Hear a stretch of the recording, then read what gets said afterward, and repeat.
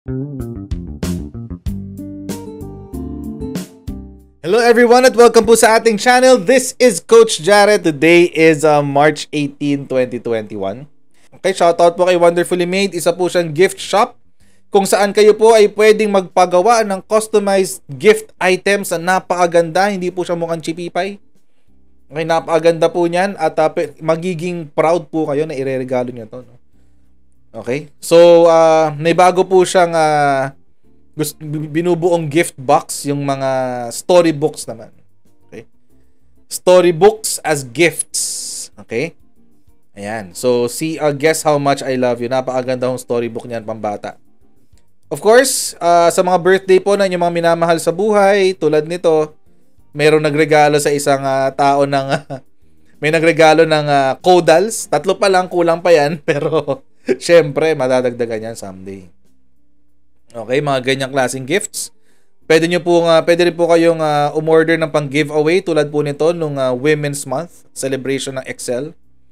Okay, marami po kayong pwedeng ipagawa sa kanya ng customized gifts. So, kung gusto niyo pong gawin yan, kontakin niyo po siya sa kanyang Facebook page at wonderfullymade.ph. Meron po siyang message, click niyo lang po yan. At meron din po siyang Instagram account. Pa-click na lang din po doon. You can find her using at wonderfullymade.ph. Ayan. Hay, eto na. Marami excited sa topic na to actually. Feeling ko, karamihan na nandito ay interesado dito sa ating next topic. Dahil, ito ay tungkol sa nilaunch na one sambayanan. Isang sambayanan daw. Or isang bayanan? Tama ba? Isang bayan yata. Isang bayan. Yun ang tawag. Ano ba yan? Nalilito na ako sa kanila. Isang bayan po ang tawag. So, ang gagawin po natin, no? Medyo in-screen ko po ng konti yung kanilang launch kanina. Papainggan po natin yung... Kasi napakahaba. 2 oras eh. Kumuha na lang ako ng 4 minutes. 4 minutes lang sa kanilang... video presentation para malaman lang natin kung ano ba tong grupo na to. So, panoorin po natin ito ng sabay-sabay, mga kaibigan. Wait lang, tumahimik ka muna dyan. Ayan, nanda ko lang muna. Ayan. So, panoorin po natin ito ng sabay-sabay. Ano ba yan? Nalilito ako. Isang bayan. Ayan. Ang pangalan niya, Isang Bayan. Okay? So, pakinggan po natin to. At hopefully, isang tabi. Ano ba yan? Yung speaker, yung aking earphones tumalab. Kasi, ayan, sana tumalab siya. But anyway, wait lang ha. Tingnan natin. Okay, tingnan natin kung tatalab ang aking earphones today. Kanina pa nagtotopak to eh. Alright, let's do this. Magtula paring birthday sa inauguration na. So ngayon naman po, marami pong nagtatanong, sino ba, ano ba ang isang bayan? Isang bayan? Ngayon po, imbis na magbibigay po kami ng PowerPoint o magsasabi sa inyo ng salita, kami po ang nag-prepare ng isang video para po inyong malinawan at sana po maliwanagan kung ano at sino ang isang bayan. Please watch. Wow.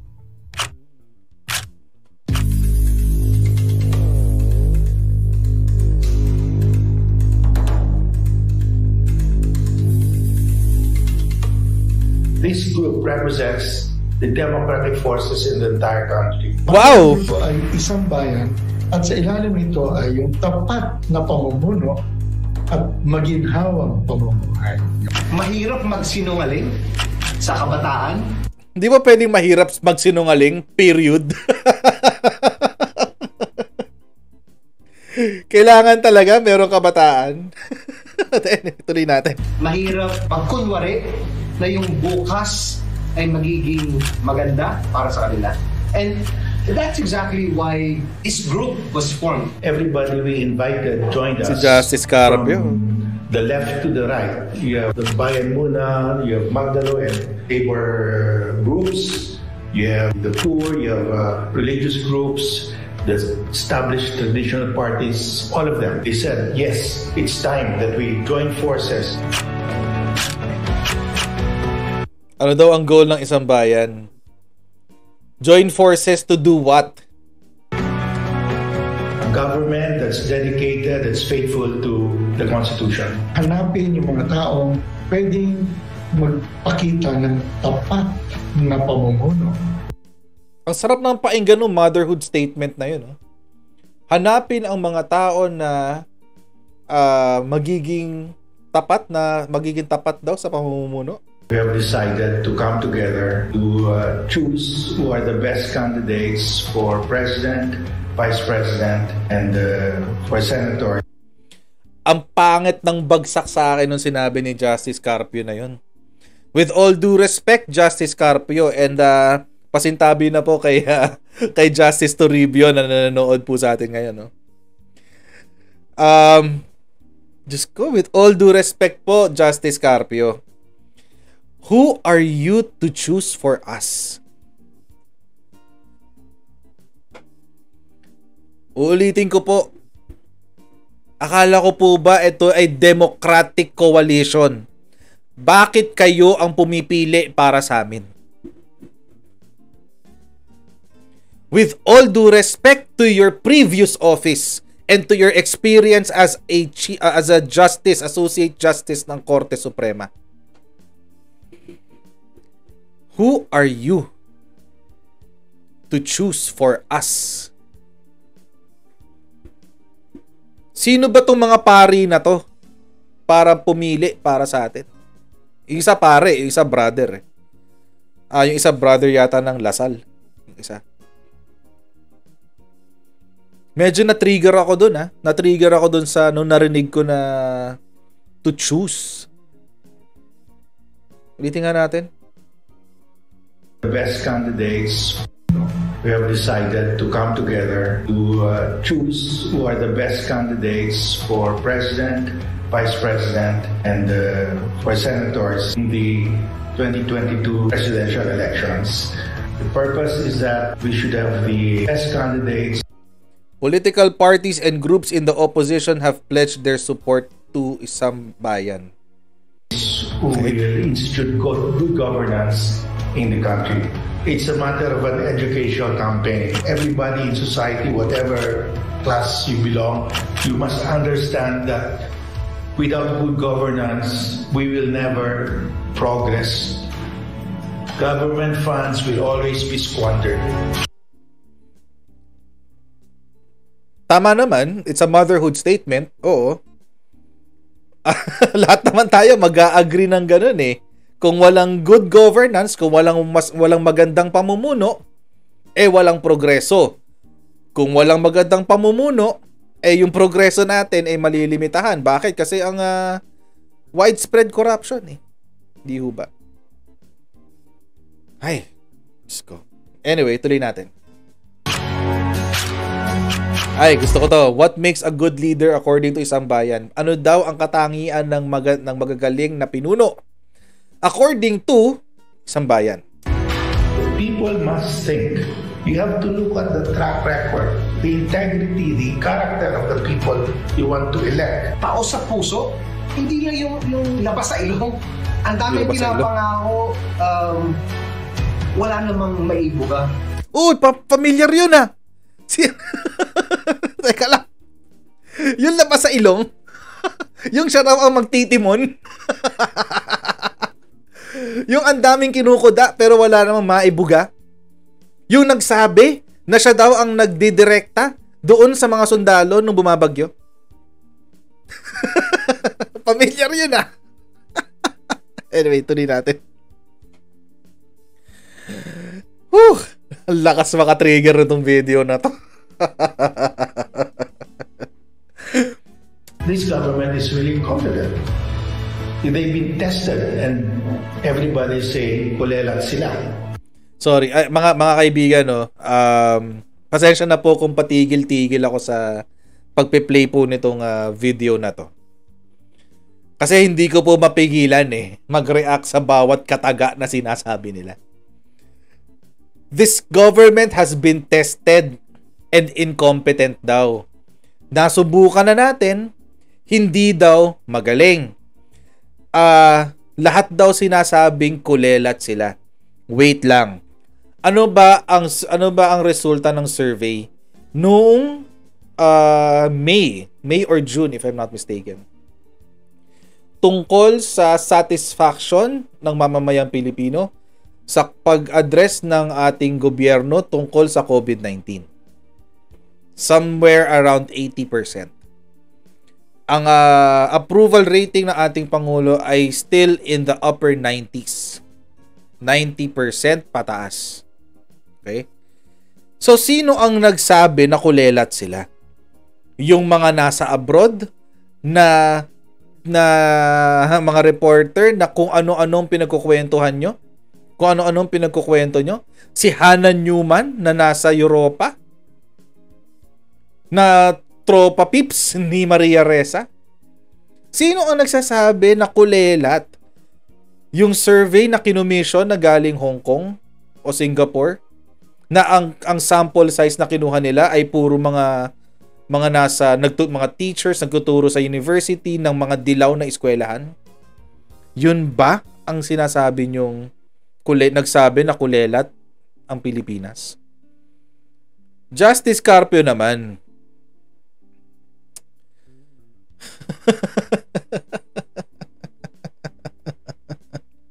So we have to offer a better alternative to our people because we don't want the same thing to happen again, to continue in the next 6 years. Sino nga ba yung alternative? Ito mga kaibigan, hindi nauuso tong alternative na to . Kasi mga kaibigan, may psychology dyan . May psychology dyan sa paggamit nila ng salitang alternatibo. Ano pong ibig sabihin yan? Pag po kasi sinabi mong alternative o alternatibo, ibig sabihin, hindi ikaw yung dominante. Hindi ikaw yung dominante. Hindi ikaw yung unang pinipili. So, kailangan mo ng alternative. Kung baga, kung ako pipili ng sasakyan na pasok sa budget ko, halimbawa, let's say ang budget ko ay nasa 1.2 million, kung bibili ako ng sasakyan, bibiling ko yung high-end. Kung hindi kasya sa 1.2 million ko yung high-end, edi doon na lang ako sa base model. Yun yung kaya ko, alternatibo . Yun po ibig sabihin nun. Ngayon, mga kaibigan, tatanungin ko po kayo, sino po ba ang nasa kapangyarihan simula 1986 hanggang 2016? Maraming pong salamat, Ma'am Laura Laboriante po sa inyong super chat. Nakakatulong po sa atin yan ng malaki. Sino bang nasa kapangyarihan simula 1986 hanggang 2016? Di ba sila? Anong konstitusyon ang sinusunod natin simula 1986? Actually, 1987 hanggang 2016. Di ba yung konstitusyon na binuo nila? Na ang dami ng kailangang amyendahan dahil nakita po natin na ang mga ibang probisyon dito sa konstitusyon na to ay pabor sa mga oligarko.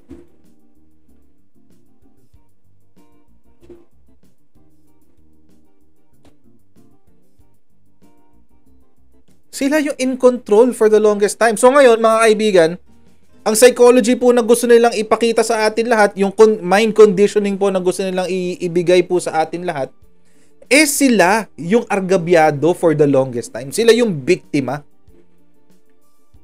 Sila yung team B, kumbaga, kung sa mga nagbabasketball po dito, sila yung team B na kayang ipanalo yung laban. I'm sorry, Justice Carpio, bilang respeto sa iyong posisyon, hindi ko po kayo pagsasalitaan ng masama. Bilang respeto sa inyong nakaraan na posisyon. Pero bilang tao, wala po akong respeto sa inyo, Justice Carpio. Pasensya na po. Maraming pong salamat sa 1,073 po ngayon na nandito ka. Maraming pong salamat sa inyong panonood. Grabe! Lalo nung sinabi ni Leni Robredo, yung alternate truth, we have to give an alternate truth. Mga kaibigan, if there is an alternate truth, then it is a lie. The alternate is the lie. There's no such thing as an alternate truth. There's only one truth. Sa Tagalog, isa lang ang katotohanan. Walang substitute na katotohanan. Kung magkakaroon ng substitute na katotohanan, edi ibig sabihin nun yung sumubstitute kasinungalingan yun. Saan ka nakakita? For example po mga kaibigan, para mas madali po natin maintindihan. Tatanungin ko po kayo, totoo po ba na merong gravity? Totoo po ba na may gravity? Na meron pong force na hinihila tayo pababa sa lupa para hindi tayo palutang-lutang dyan sa kalangitan? Kapag sinabi po nating merong alternate truth sa gravity, i-dare ko kayo, tumalon kayo sa building, tingnan natin kung e-epekto yung alternate truth nyo.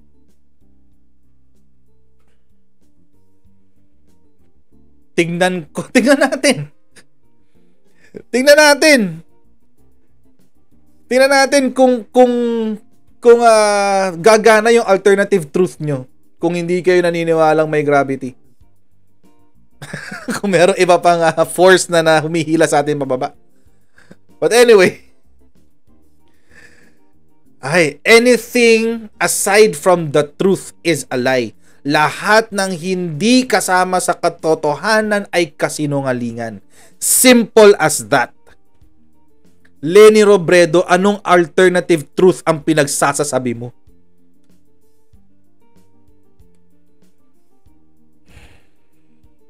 Sumakit ulo ko ng bahagya. May physics at saka philosophy yun ng bahagya. Tuloy natin. Di ba? Unang-una, tumututol sa patayan. Isang sukatan niya. Ang leader, yung mahal. Ulitin nga natin, medyo na-miss natin yun eh. Parang ang bilis ng dating eh. In the next 6 years. Sino nga ba yung alternatibo? Di ba? Unang-una, tumututol sa patayan. Isang sukatan niya. Ang leader daw ay yung tumututol sa patayan. Isa daw ang sukatan yan.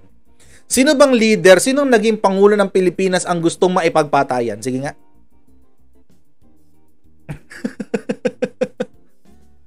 Sino? Pakisabi nga sa akin. Ano bang pangalan nung pari yun eh? Kaboyet yata o Father Boyet something. O sige, tignan natin. Diyos ko. Tignan natin lumalabas nga. Kanina pa ako nati-trigger sa video na to. Ilang beses ko inulit-ulit eh. Leader na hindi pumapatay. Tingnan natin. Ito po, article po to ng Manila Times. Human rights abuses under Cory as bad as dictator's record. Marcos's critics own data. Alam nyo mga kaibigan, ito po yun. Pinagmamalaki nila, di ba, yung mga grupo nila sa Dilaw, mga liberal? Sige. Simula 1975 hanggang 1985. Okay? 1985, panahon po yan ni Marcos. Okay? Ano sabi ni, ayan. Okay. Ano pong sinabi ni Roberto Tiglao yata to? The figures indeed show that human rights abuses continued under Cory Aquino. The 7,444 arrests in 1987 were even the highest in the 14-year period. Extrajudicial killings continued. Panahon na po ni Cory yan. O sige, baka sabihin po kasi natin, 1980, Diyos ko, panahon pa ni Cory yan. Ang tagal-tagal na niyan, patay na nga si Cory. O, dito sa recent past. Recent past. Impunity in human rights abuses persist under Aquino government, sabi ng isang US report. Very recent past, 2012.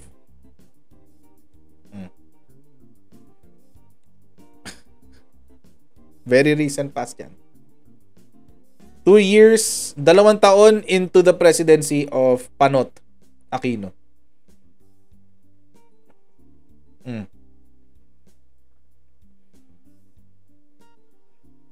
Tuloy-tuloy lang ang human rights abuses, ang mga pagpatay, etc. etc. Sige, tuloy pa natin. Nagbalita ang Inquirer. Ito, mga kabatak na nila to. Mga kasama nila sa propaganda to. Si Inquirer. Ayan, kasama nila yan. Ano po sinabi ng Amnesty International noong 2016? Amnesty International Philippines dismayed with Aquino's human rights record. Tapos ngayon, sasabihin nyo, ayaw nyo ng dapat yung pinipili, yung pangulong hindi pumapatay. In the first place, sino bang pangulo ang gustong pumapatay? In the first place. Pangalawa, naging polisiya ba ng gobyerno natin ngayon ang pumatay? Hindi naman, di ba? Ang sinabi lang, pag nagkaroon ng enkwentro between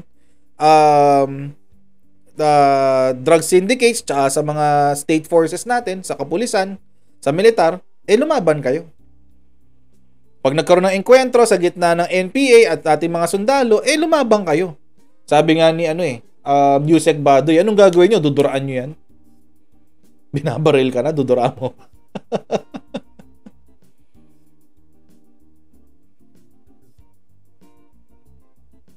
Sabi, Cagayan de Oro, Philippines, with a 6-year term about to end in 3 months, Amnesty International expressed dismay with the performance of President Aquino in addressing and stopping human rights violations, or HRVs. Although the government has made strides in promoting human rights in the country through the passage of laws that promote human rights, government efforts have fallen short in making the country HRV free. Sabi po yan ng Amnesty International. Anong gagawin mo? Yan yung facts. Gusto nyo yan, di ba? Ano pang sinabi? HRW, kabatak din nila to. Si HRW, kakampi nila yan. CPP, if I'm not mistaken, CPP ang umahawak dyan. Ano pong sinabi? Since his election, President Aquino held out the promise of rights respecting Philippines, for which he has sadly been unable to deliver. Tapos, ipupusturan nyo sa amin yung mga, mamaya, pag-uusapan natin yung isa-isang mga yan. Diyos ko. Ipupusturan nyo sa amin yung mga politikong pipiliin nyo. Ay, ibang level kayo. Ibang level kayo. Tuloy natin yung video, mga kaibigan. Leader, yung maaaring tumayo, will stand tall despite power around you. If you have a president who says, I will jet ski to Scarborough, and then when he becomes president, he gives away Scarborough to the enemy, what will happen to us? Alam na natin kung anong sistema nila, di ba? Ay, naka. Scarborough ulit. Binenta daw ang Pilipinas sa China. Mga kaibigan. Ay, nako. Hindi ko alam kung ba't ito yung sinasabi nitong mga to. Ng mga dilawan na to. At hindi ko rin po alam kung majority po ng Pilipino ay alam ang katotohanan tungkol dito sa Scarborough Shoal. Kung nanonood po kayo ng aking channel last year, I'm sure nakita nyo na po yan. Napag-usapan na po natin yan. Pakita ko po sa inyo Ito. Ito po ang article ng Daily Tribune. Naalala nyo po ba to? Okay. Naalala nyo po ba nung nag-away si Enrile at si Trillanes sa Senado?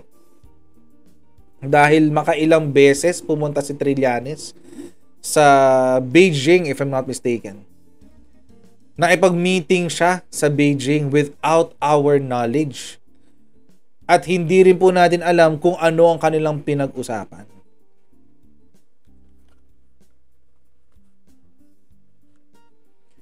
Sabi, a string of blunders that started from the appointment of Trillanes as Pinoy's agent for back-channel talks and the subsequent faulty advice given by Trillanes to withdraw Philippine vessels from the disputed area led to the current situation where China has dominated the area of dispute.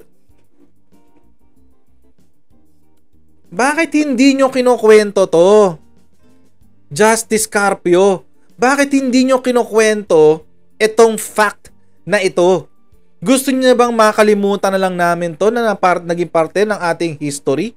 Na meron taong tinawag na Antonio Trillanes na nagpunta ng China para isuko ang Scarborough Shoal. Thank you very much po, Sir Cesar Laboriante, sa inyo pong super chat. Maraming din po salamat sa inyong mga messages na sinasend po sa akin. I really appreciate it.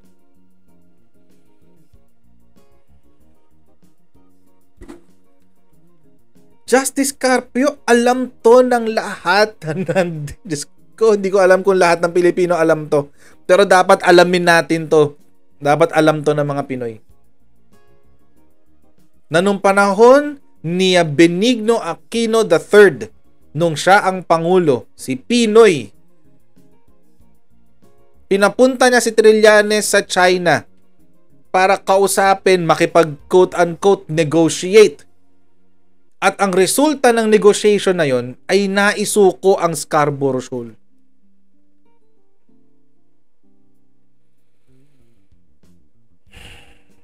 See? Tapos ano yung alternate truth?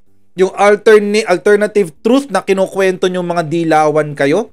Si Pangulong Duterte ang umayaw? Anong pang kukunin ni Pangulong Duterte? Nung panahon nyo pa lang, from 2010 hanggang 2016, isinuko nyo na ang Scarborough. Tapos ngayon, mamanduhin nyo ang presidente para bawiin? Ang galing nyo! Kasalanan ng Dilaw, ang pagbabayarin yung ibang administrasyon. Parang yung Skyway lang yan eh. Kasalanan ng Dilaw, hindi natapos, nabigyan ng budget para sa right of way, hindi natin alam ngayon kung nasaan na ang budget. Sino ang tumapos? Si San Miguel. During the time of President Duterte. Ganun lang yun eh. Ganun lang kasimple. Mga kaibigan, kapag meron po tayong alternative truth, the alternative truth is the lie. Dito pa lang, it's an example. Halimbawa na to.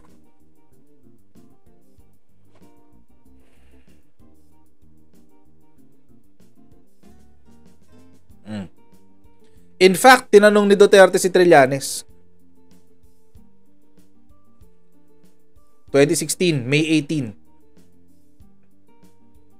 Davao City presumptive President-elect Rodrigo Duterte said Senator Antonio Trillanes IV could have committed treason in his back-channel talks with Chinese officials over the West Philippine Sea claims, as he reiterated someone should answer for the loss of the Scarborough Shoal to the Chinese.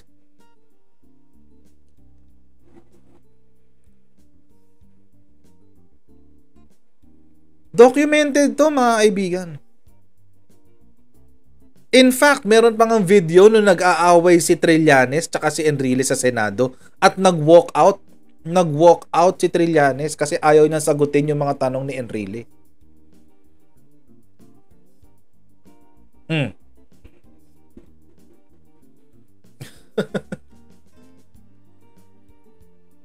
I would like to know from anybody in the executive department of the past administration why we lost the Scarborough Shoal. Duterte said in a press briefing Monday, I can take all the insults, the muck, and the garbage that is part of the territory of politics, but itong ganitong nawalan tayo ng lupa or whatever is under the water, I can't take it.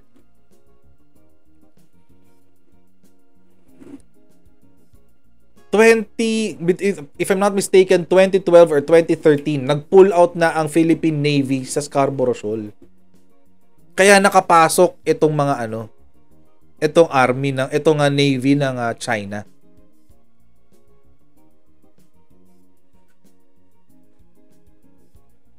Dahil yan dun. Sa back channel talks na yan. Trillanes went to China there 16 times. After the 16th visit, we lost the Scarborough Shoal. To me, it's treason. Somebody has to answer for that. It means livelihood for the Philippines, for Filipinos. Our fishermen will be deprived. Tapos, pagkatapos lumabas itong issue na to, anong ginawa ng mga dilaw? Nilibing nila yon, yung fact na yan. Gumawa ng kunyaring demanda itong si Chel Jokno, kunyari may mga complainant na mga taga Sambales. Muntikan pa siyang ma-disbar dahil dyan. Si Trillanes gumawa ng mga Bikoy videos niya. Yung tunay daw na drug something. Tunay na drug lord. Sinisi pa yung pagiging drug lord sa bata. Kay Kitty. Pilit din ang nilibing yan. Hanggang ngayon, hindi pinag-uusapan yan. Ano na? Anong gagawin? Tapos ngayon, sasabihin nila, pinangako mo, jet ski, pupunta ka dyan, babawiin mo yung Scarborough Shoal. Paano ba natin nawala in the first place? Anyway, tuloy natin ang video. Grabe, na-carry the way ako dito Na-carry the way ako dito Ska. Itong isang bayan na to. Hoy, Ray the Great, bago ako magsalita ng BS dyan, magpakita ka muna ng ebidensya. Kung gagalaw ba ang International Criminal Court, susuporta ba siya? Pagpaluyin ba niya ang mga investigador? Yung traffic, ano ba ang tingin? Ayan na naman tayo, International Criminal Court na naman. Bakit niya hahayaan mag-imbestiga sa Pilipinas ang International Criminal Court? Binasura na nga ng Korte Suprema natin yung petisyon ng mga senador. Number 1. Number 2, we have a functioning judicial system. Hindi ho ba, Justice Toribio? Kung nakikinig po kayo. We have a functioning justice system. Anong ebidensya niyan? Ang ebidensya niyan, meron tayong judge na nagpalaya ng 2 aktivista na potentially allegedly mga terorista, pero potentially pwede rin sila maging terorista, dahil ang ating kapulisan ay mayroong lapse sa kanilang ginawa.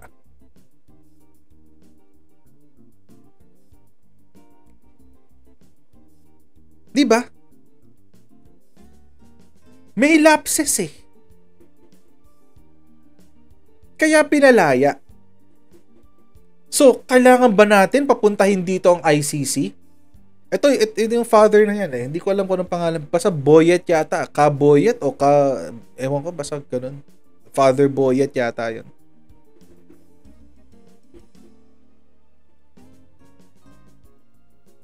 Ba't mo pupuntahin? Ba't mo pag-iimbestigahin ng ICC sa Pilipinas? So, ibig sabihin, hindi natin kayang solusyonan ang mga internal issues natin? Kailangan natin ng intervention ng ibang bansa? Mali kayo dyan. Isang bayan kayo. Mali kayo dyan.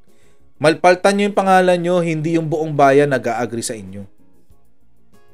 Albert Alejo. Ayan, Father Albert Alejo. Salamat po, salamat.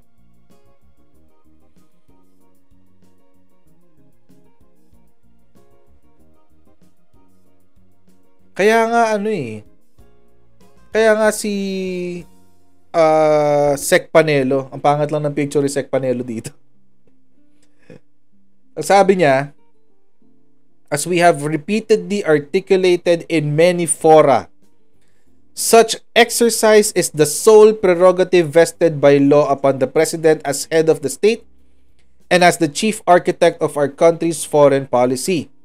As the President said, the ICC or yung International Criminal Court has no jurisdiction over the Philippines, nor any of its state officials, given that the Rome Statute was not published in accordance with the demands of due process and the right to information. It should be clear to some members of Congress that their participation in treaties or similar instruments is limited to their concurrence for ratification and not for any other undertaking. Ibig pong sabihin, napakahaba po at napakaganda ng sinabi ni Sec Panelo dito. Pero, ito po ang keyword dyan. Walang jurisdiction sa Pilipinas ang ICC. So, Father Albert, bakit papayagan ng ating gobyerno na mag-imbestiga dito ang ICC? Wala nga silang jurisdiction. Sa PNP nga hindi ka pwede mag-imbestiga sa jurisdiction ng ibang what do you call this? Police station. Hindi ka pwede mag-imbestiga sa jurisdiction nila. Kailangan i-endorse mo dun. How much more ibang bansa papapasukin mo sa Pilipinas? Para lang mag-imbestiga, maghanap-hanap ng basura dito? Para saan? Para babuyin ang sistema natin? Napindot ko. Ayan. Sorry. That gives away Scarborough to the enemy. What will happen to us? Kung gagalaw ba ang International Criminal Court, susuporta ba siya? Papatuloyin ba niya ang mga investigador? Yung traffic, ano ba ang tingin niya dyan? Ang Mindanao, ang tingin niya sa mga kababaihan? Ang tingin niya sa moralidad, sa kultura? Paano ba siya gumamit ng salita? Puro ba mura? Puro ba pambabastos? Disente daw ang gusto nila, mga kaibigan. Yung hindi nagmumura, hindi bastos. Ay, nako. Gusto nila yung ganitong klaseng sistema. Disenteng Pilipinas. Kayo-kayo na lang. Kayo-kayo na lang. Yan ang gusto nyo, di ba? Disente, mga dilaw. Ito si isang bayan, parang yun ang gusto nila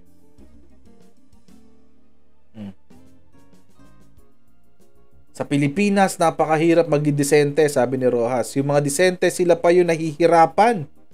Sinita natin ang sumingit, tinanggal natin ang mga nagja-jumper, etc. etc. Dapat nating ipaglaban ang daang matuwid. Kung may kulang, itama natin. Ibalik natin ang Pilipinas sa mga disenteng tao. Sige, bago magpatuloy, maraming pong salamat. Nako, Imamura. Ma'am Eri Imamura, tama po ba? Kayo po ba yan, Ma'am Eri? Maraming pong salamat for super chat, for the super chat.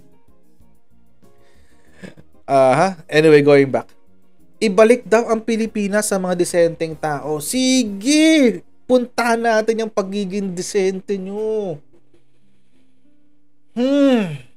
SAF 44. Kamusta po ang SAF 44? Nakaka-6 na taon na ang SAF 44. Ano na nangyari dyan? Wala pa rin. Gawaing disente yan, di ba? Panahon ni Pinoy yan, yung ano na yan, sa 44 na yan. Ano na nangyari dyan?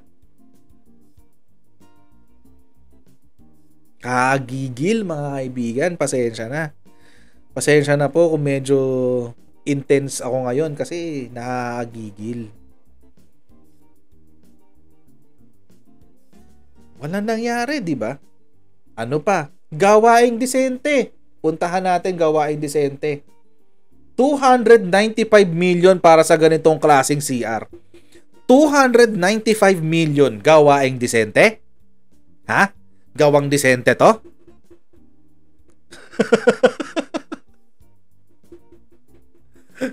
PNR toilets to, mga kaibigan. PNR toilets to. Gawang disente? Magkanong ginastos? 295 million, sabi ng COA.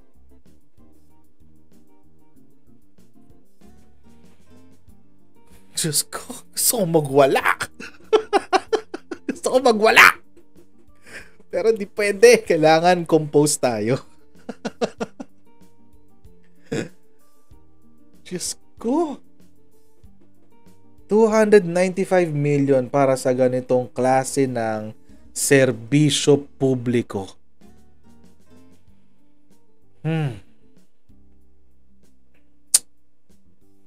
Ano pa? Desente raw. Ibalik daw ang pagiging desente ng Pilipino. 7.8 million para sa flagpole.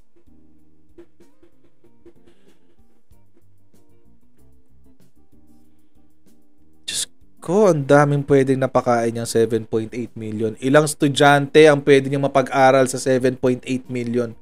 Ilang mahihirap, ilang miyembro ng 4Ps ang pwede nyo mapakain sa 7.8 million?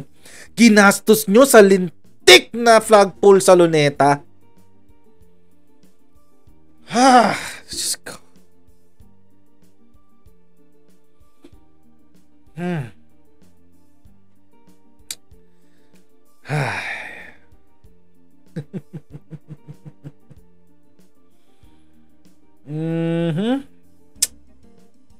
Pangklase. Ano pa? Naalala nyo to?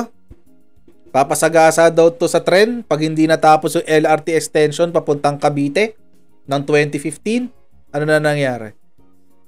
Ngayon pa lang matatapos, 2021 pa lang matatapos yung extension na yan. Ano nangyari sa budget? Hindi natin alam.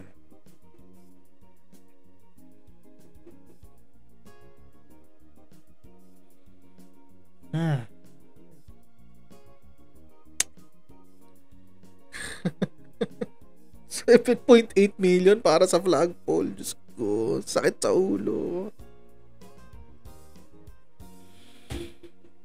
My goodness. Itong pinakamatindi, mga kaibigan. Itong pinakamatindi sa lahat ng kadesentehan na ginawa nila. Itong DAP, Disbursement Acceleration Program. Ito yung pinakamatinding kadisentehan ang ginawa nila. Ito yun. Ang laki ng nanakaw nila dito sa DAP na to. Kaya yung mga proyekto dati hindi natapos dahil dito sa lintik na DAP na to. Yung mga proyektong dapat tapos na noon, LRT, yan, yung mga eskwelahan, mga tulay na dapat tapos na noon pa, si Skyway, yun, baka naanuhan ni DAP. Baka napunta kay DAP. Yung hindi pa nag-uumpisa yung proyekto, sasabihin hindi feasible, kaya i-reallocate na lang yung budget. Papagawa tayong tulay sa ganitong lugar para marami makarating. Marami makadaan, makatawid ng mga ilog-ilog. Sasabihin, ay, hindi feasible yan. I-reallocate na lang natin yung budget. Ilipat natin sa ibang project. Yun pala, ililipat sa bank account na isang NGO. Ghost NGO. Ang nakakapagtaka, si Napoles convicted. Pero yung mga tao na nag-allocate, hindi pa nadilitis hanggang ngayon.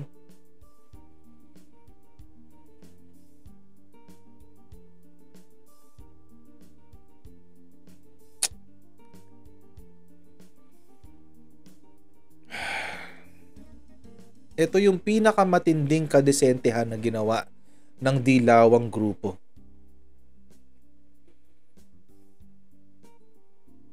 Nandito si Justice Carpio, sigurado 2016 to 2014 to July 1, 2014.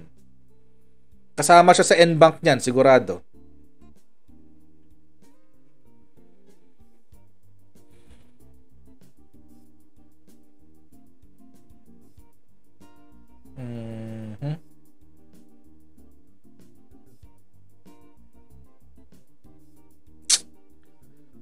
Diyos ko. Ito yung pinakamatindi nilang kadisentehan. Isa pa yan, si Bong Revilla. Senador ngayon yan, di ba? Nanalo dahil sa budots. Pero mga kaibigan, nung nagkakalitisan tungkol sa DAP, sabi niya, hindi ko pera yan. Nung na-convict, sinabing, ibalik mo yung pera. Sabi, paano nyo nalamang hindi ko pera yan? Ano bang klase? Ano bang klase? Ano ba klase sistema yan? Diyos ko. Tingnan natin yung lineup nitong isang bayan. Ay, tapusin muna natin yung video nila. Hindi ko pa natatapos pa pala. Papatapusin ko sila.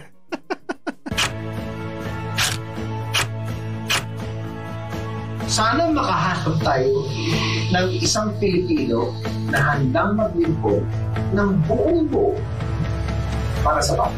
Kaya nating buhayin ang ating bansa na hindi tayo nagpapaalila sa ibang nasyon, hindi tayo nagpapatuta sa mga bayan. Gusto lang tayo pagsamantala. Lakas mga komunista nun tayo kung gaano katapat sa atin ng Diyos, maging tapat din tayo sa bayan na kanyang minamahal. This is a matter of national survival for us because we have to bring back good governance, respect for human rights, integrity and honesty in government.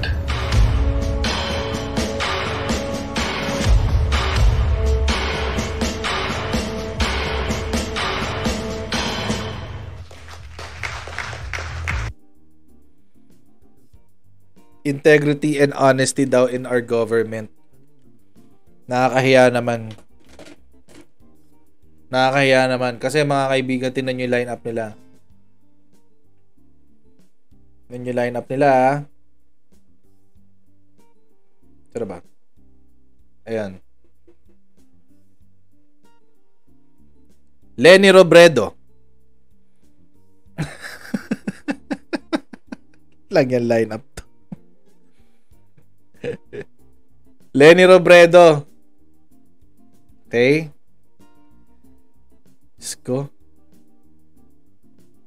Ito sa lahat ng politiko, ito talaga may ambisyon to, si Leni Robredo. Grace Poe.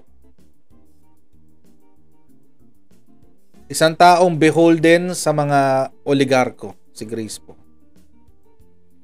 Manila City Mayor Isko Moreno. Dating negotiator ng NDF o National Democratic Front. Former Senator Antonio Trillanes. Yung nagbenta ng Scarborough Shoal sa mga China, sa mga Chinese sa China. Kasama sa kanilang roster. Hindi sinama sa listahan dito pero kasama din dito si anong pangalan niya? Nancy Binay. Si Nancy Binay. Allegedly, nakinabang sa kinurakot ng kanyang ama na almost 3 billion pesos.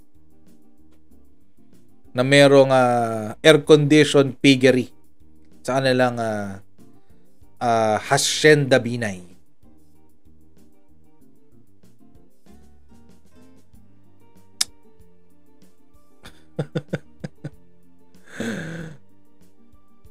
Sko, nakaka-stress. Ilan ba to? 2, 4, 6, 8, 10, 11. So malamang ito na rin yung magiging lineup nila ng senador, tama ba? Ito na rin yun.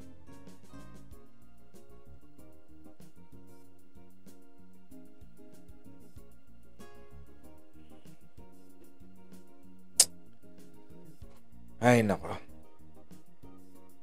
Sumagot dyan si Leni Robredo. Sabi ni Leni Robredo. Ayan. Siyempre sumagot yung kanyang spokes na si Bobogado Barry Gutierrez. Sabi niya, while VP Leni remains focused on providing help for our fellow Filipinos as the nation still struggles against COVID-19, she is honored to be considered as a possible consensus candidate. We respect the independent process being conducted by isang bayan, and hope that it will truly result in a greater degree of unity among Democratic constituents moving forward to 2022. Mga kaibigan, sa panahon ng pandemya, maggaganituhan kayo. Siyempre, kailangan munang sabihin ni Barry Gutierrez na ang unang priority daw ni Leni Robredo ay yung pandemya. Kailangan niya sabihin yun. Ganun talaga. Kasi nga, panahon naman talaga ng pandemya, di ba? Panahon ng pandemya, namumulitika kayo, kaya kailangan niyang agad yun. Kailangan niya agad sagutin yan. Okay? Guilty. Namumulitika kasi agad eh. Pero mga kaibigan, ang bilis ng response dito ni Mayor Sara Duterte. Ang bilis. Basahin po natin muna yung sinabi ni former Justice Antonio Carpio. We are a coalition of democratic forces. We reject those who are identified with authoritarianism. We reject those who are responsible for extrajudicial killings or who abet extrajudicial killings, and we reject those who violate human rights. We do not think that the daughter of the president will qualify under our coalition, sabi ni Antonio Carpio. Okay. Sino ka para magsabi niyan? Akala ko ba democratic coalition to? Akala ko ba coalition to o pagsasama-sama ng mga taong demokratiko na nagmamahal sa democratic process ng Pilipinas? Sino ka para magsabing hindi qualified dyan si Mayor Sara? Yun yung problema dito sa pinagsasabi nila eh. Pumipili sila on our behalf. Pumipili sila para sa atin. Who are you to choose for us? Sino kayo para pumili ng inuluklok namin? Hindi, wala kayong opinion dyan. Kami-kami yan.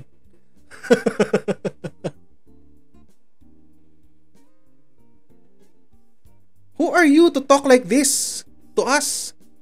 Akala ba ng mga taong to sa isang bayan mga tanga tayong lahat na hindi natin kayang bumoto ng according sa convictions natin? Tanggapin na natin, may mga tao talagang nabibili ang boto. Ganun talaga, katotohanan niya na eleksyon natin dito sa Pilipinas. Pero hindi lahat nabibili ang boto at hindi lahat, kahit na nabili man ang boto nila, binoboto yung nagbayad sa kanila. Akala ko ba democratic process? Sumangguni ba kayo sa amin? Kaming mga slap soil, mga hampas lupa. Sumangguni ba kayo sa amin? Tinanong nyo ba kami o sinong gusto nyong i-line up namin bilang Pangulo, Vice President, Senador? Sino? Tinanong nyo ba kami? Hindi nyo kami tinanong. Kayo-kayo lang ang nag-isip niyan. Bakit? Kasi gusto nyong ipakita na meron kayong critical mass. Critical mass, mga kaibigan, ibig sabihin yan, merong mga tao, malaking following, malaking grupo ng taong sumusunod sa kanila. Ang problema, wala kayong critical mass. Wala kayo nun. Slap soil power. Hindi nyo nga kami kinonsulta, mga hampas lupa eh.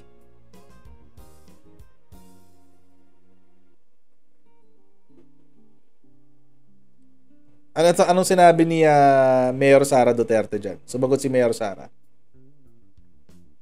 And I agree with what she said. Sabi niya, they claim to be a coalition of democratic forces but they reject so many who do not agree with them. Si Manny Pacquiao nga, sumama ang loob nung di raw siya pinili. They sound authoritarian to me. Kung gusto nila maging successful, dapat ang panawagan nila ay magkaisa. What this country needs is unity, not messages with word reject. Othering is the word that comes to mind when they speak.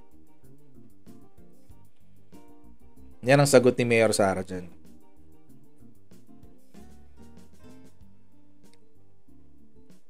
Mga kaibigan, paulit-ulit ko pong sinasabi dito po sa ating channel. At malamang po sa akin nyo lang po yan naririnig. Your right to vote, yung suffrage, ang inyong pong karapatang bumoto, ang kaisa-isang karapatan na meron tayong mga hampas lupa na pwede nating isampal dito sa mga naghahari-hari ang politiko dyan para idikta kung saan papunta ang ating bansa. Diyan sila takot eh. Diyan sila takot sa eleksyon. Mga kaibigan, uulit-ulitin ko rin po. Yan po ang kulang sa ating mga politiko. Hindi na sila takot sa taong bayan.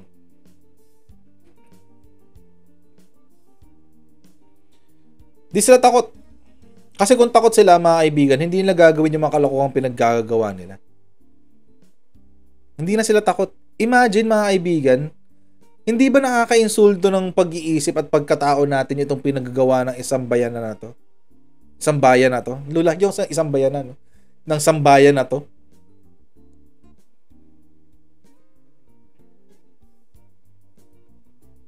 Di ba?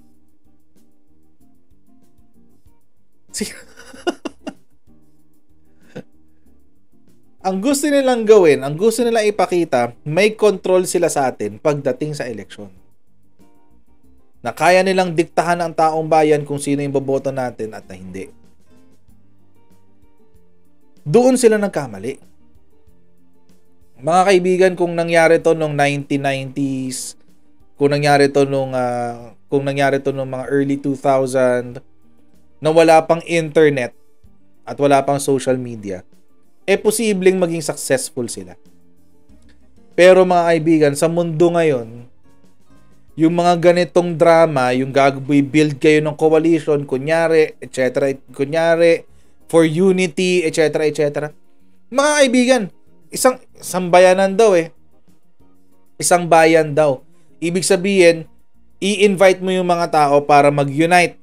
Isang bayan Tapos, magsasalita ka ng, this place does not have any room for people who believe in EJK, etc., etc. Sino bang may gusto ng EJK? Wala namang may gusto nun Sino bang may gusto ng violation sa human rights? Walang may gusto nun. Kayo lang ang nagsasabi na yung mga taong taliwas sa pag-iisip nyo ang may gusto nun.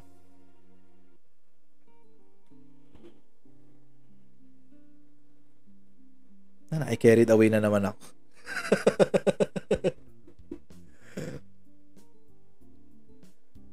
Magsama-sama kayo mga 3% yun, pero hindi, wag sambayan ng tawag nyo sa sarili nyo.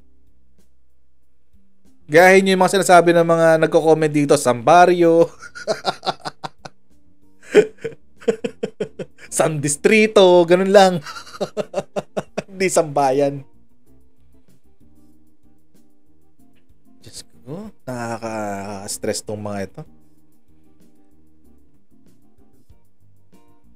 And coming from a dating associate justice, I expected more from him actually. Kasi maganda yung mga build up sa kanya ng mga tao This is sa palagay ko ito na yung lowest para kay Justice Carpio tsaka kay Conchita Morales Carpio. Nakaka-insulto yung ginawa nitong sambayan na to. Nakaka-insulto. Sobrang nakaka-insulto. Hindi iniinsulto yung kakayahan nating mga Pilipino na mamili ng taong sa tingin natin dapat mamuno sa ating bansa. So mga kaibigan, maraming pong salamat for joining us tonight, At mga kaibigan, kung di niyo pa po nagagawa, please click subscribe. Meron po tayong subscribe button sa baba at meron din po akong social media accounts. Facebook, Twitter, Instagram, Laika, and Big Keys. At mga kaibigan, huwag nyo rin po kakalimutan i-like at share ang mga videos, lalo na po yung ating mga replays, Paki-share po yung ating mga replays. At please join me again tomorrow at 11 PM. Biyernes na po bukas, mga kaibigan. Sa mga kaibigan po nating OFWs at nagwo-work at nakatira po sa abroad, God bless your day. And I hope that it will be productive. Sa mga kaibigan po natin sa Pilipinas, God bless your rest. And I hope that tomorrow will be another blessed day for you. God bless all of you, and I'll see you all tomorrow 11 PM on our next Coach Jarrett Live. Bye everyone. See you all tomorrow.